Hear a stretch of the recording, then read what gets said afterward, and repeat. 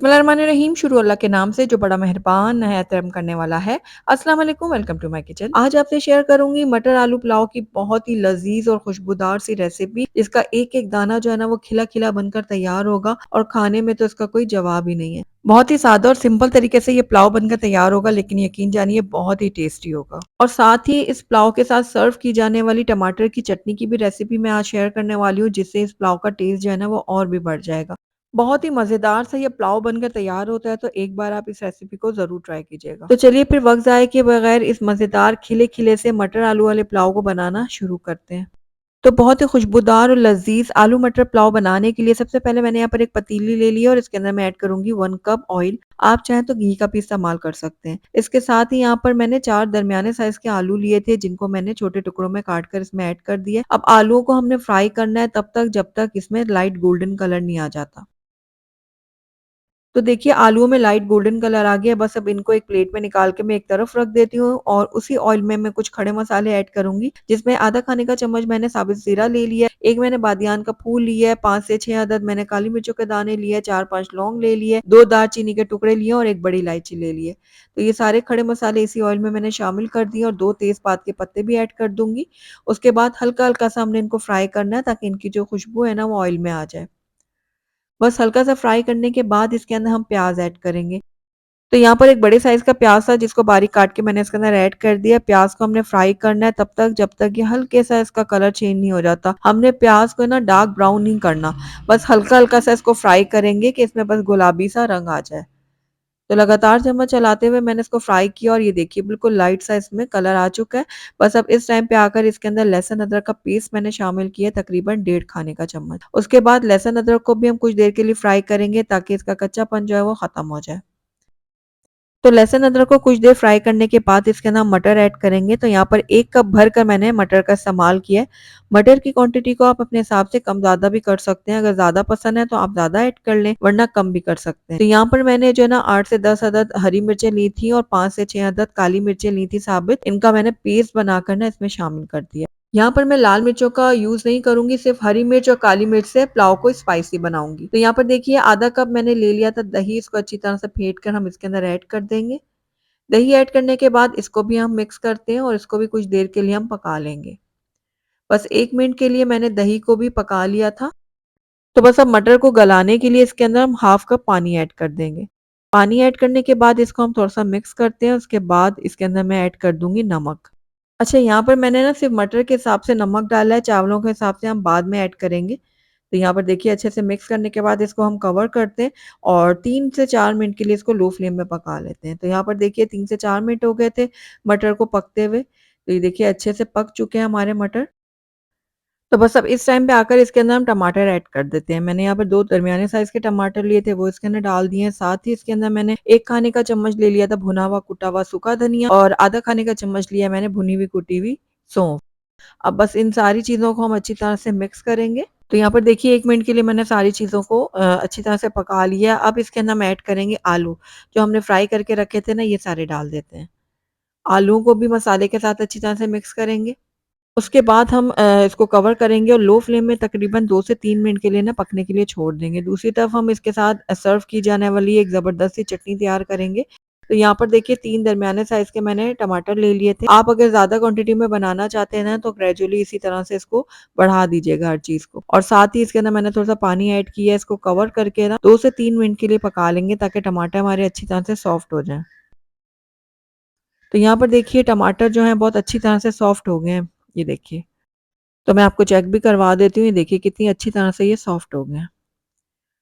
तो बस अब इसको हम थोड़ा-सा ठंडा होने देते हैं, उसके बाद हम इसको जो है ना मैश करेंगे। अगर आपके पास हैंड ब्लेंडर है तो आप हैंड ब्लेंडर से कर लें, अगर मैशर है तो मैशर की मदद से इसको मैश कर लें या ग्राइंडर में डाल के इसको हल्का-हल्का सा ग्राइंड कर लें। तो बस इसको थोड़ा ठंडा होने देते हैं, उसके बाद मैं इनको ग्राइंड कर लूँगी। टमाटर जब थोड़े से ठंडे हो गए थे तो उनको मैंने ग्राइंड कर लिया था। अब इसका ज़बरदस्त हम तड़का तैयार करेंगे, उसके लिए 2 से 3 खाने के चम्मच मैंने ऑयल शामिल कर दिया था। तो ऑयल जैसे ही थोड़ा-सा गरम हो जाएगा ना, तो इसके अंदर हम बाकी की चीज़ें ऐड करेंगे। तो सबसे पहले मैंने साबुत वाली जो सूखी मिर्च होती है ना, लाल वाली, ये मैंने डाली है 3 अदद और उसके साथ ही यहाँ पर आधा चाय का चम्मच मैंने लिया सफ़ेद ज़ीरा साबित और 1/4 टीस्पून इसमें लिया है मैंने राई दाना। तो बस इन सारी चीज़ों को हल्का-सा हम फ्राई करेंगे ऑयल में, ताकि इनकी खुशबू आ जाए। तो बस हल्का-सा फ्राई करने के बाद हम इसके अंदर ऐड करेंगे लहसुन का पेस्ट। तो तकरीबन यहाँ पर मैंने 1 चाय का चम्मच लहसुन का पेस्ट लिया है, ये डालेंगे और इसको भी हल्का-सा फ्राई करेंगे। जलाना नहीं है हमने लहसुन को, हल्का-हल्का सा फ्राई करना है। जैसे ही आप देखें ना लहसुन थोड़ा-थोड़ा फ्राई होने लगा है, वैसे इसके अंदर आप ऐड कर दीजिएगा कड़ी पत्ते। तो इससे हमारी टमाटर की चटनी में बहुत ही अच्छा फ्लेवर आएगा। तो कड़ी पत्तों को भी हमने हल्का-सा फ्राई कर लिया है, तो बस अब इस टाइम पे आकर इसके अंदर हम ऐड कर देंगे अपने ग्राइंड किए हुए टमाटर। तो टमाटर का पेस्ट ऐड करने के बाद इसको हम अच्छी तरह से मिक्स करेंगे और उसके बाद इसके अंदर कुछ सूखे मसाले हम ऐड करेंगे। तो सबसे पहले मैं इसके अंदर ऐड करूँगी नमक। नमक आप अपने टेस्ट के अकॉर्डिंग डाल सकते हैं, मैंने हाफ टी स्पून डाला है।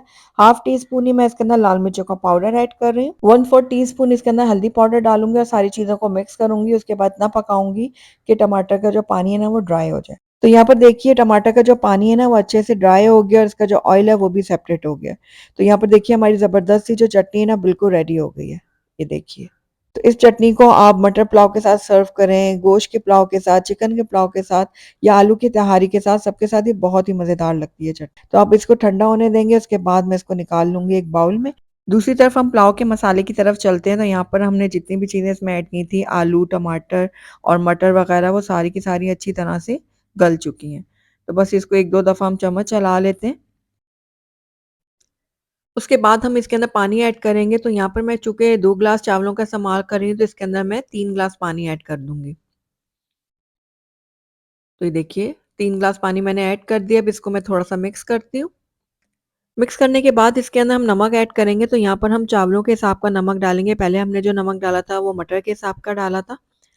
साथ ही इसके अंदर मैंने 1 चाय का चम्मच चिकन पाउडर का भी इस्तेमाल किया है, ये टोटली ऑप्शनल है, अगर आप डालना चाहते हैं तो डालें वरना स्किप कर सकते हैं।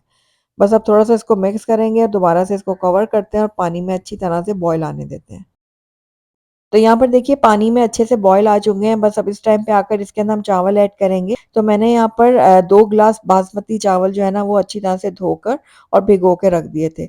अब इसका पानी मैंने गिरा दिया, ये सारे चावल हम पतीली में शामिल करेंगे। चावल ऐड करने के बाद इसको हम हल्के हाथों से मिक्स करेंगे, इस तरह से। और उसके बाद इसमें हम ऐड कर देंगे साबुत हरी मिर्चें। ये ऑप्शनल है, अगर आप नहीं डालना चाहते तो स्किप कर सकते हैं, लेकिन बहुत ही अच्छी खुशबू आएगी चावलों में से। और साथ ही इसके अंदर मैं कुछ पुदीने की पत्तियाँ भी ऐड करूँगी। इससे भी बहुत अच्छा फ्लेवर आएगा आलू मटर के पुलाव में। इस तरह फैला के मैंने डाल दिया। उसके बाद इसके अंदर मैंने 1 चाय का चम्मच गरम मसाला पाउडर लिया था, ये भी डाल देंगे। तो सारी चीज़ों को अब हल्के हाथों से मिक्स करते हैं।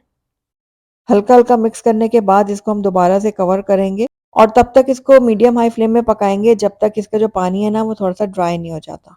तो यहाँ पर देखिए पानी जो है ना वो चावलों का अच्छे से ड्राई होना शुरू हो गया है, थोड़ा-थोड़ा पानी इसमें रह गया है। तो बस अब टाइम आ गया चावलों को दम लगाने का, तो पहले इसको एक दफ़ा हम ऊपर-नीचे हल्के हाथों से करते हैं। ये देखिए इस तरह से।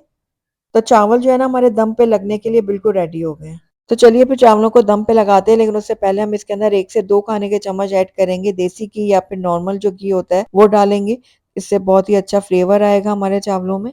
तो उसके बाद हम एक पुराना सा तवा ले लेते हैं और उसके बाद इसके ऊपर रख देंगे हम ये पतीली चावलों वाली और इसके लिड के ऊपर मैंने कपड़ा भी चढ़ा दिया था और उसके बाद इसके ऊपर हम रख देंगे कोई भारी सी चीज़ ताकि अच्छी तरह से दम आए। पहले हम हाई फ्लेम में पकाएँगे, जैसे स्टीम बन जाएगी फ्लेम को लो करेंगे और उसके बाद इसको 10 से 12 मिनट के लिए दम पे छोड़ देंगे। तो तकरीबन 12 मिनट हो गए थे चावलों को दम पे छोड़े हुए, तो आइए इसको चेक कर लेते हैं। तो ये देखिए माशाल्लाह से बहुत ही ज़बरदस्त सी खुशबुएँ आ रही हैं और साथ ही ये इतने ज़्यादा लज़ीज़ बने थे कि मैं आपको बता नहीं सकती। तो एक बार आपको मेरी रेसिपी से इसको ज़रूर ट्राई करना है। तो बस हल्का-फुल्का सा हम इसको ऊपर-नीचे कर लेते हैं, उसके बाद मैं इसको आपको प्लेट आउट करके दिखा लेती हूँ। माशाल्लाह से हमारा बहुत ही खुशबूदार, खिला-खिला और टेस्टी सा आलू मटर का पुलाव बनकर तैयार हो गया है। इस मज़ेदार से पुलाव को हम सर्व करेंगे टमाटर की चटनी के साथ, जिससे इसका टेस्ट और भी बढ़ जाएगा। ज़रूर ट्राई कीजिएगा और ट्राई करके मुझे बताइएगा कि मेरी आज की रेसिपी आपको कैसी लगी। अगर अच्छी लगी है तो इसको लाइक भी ज़रूर कीजिएगा और मेरी वीडियो को शुरू से एंड तक देखने का आपका बहुत-बहुत शुक्रिया। Thank you for watching. अल्लाह हाफ़िज़।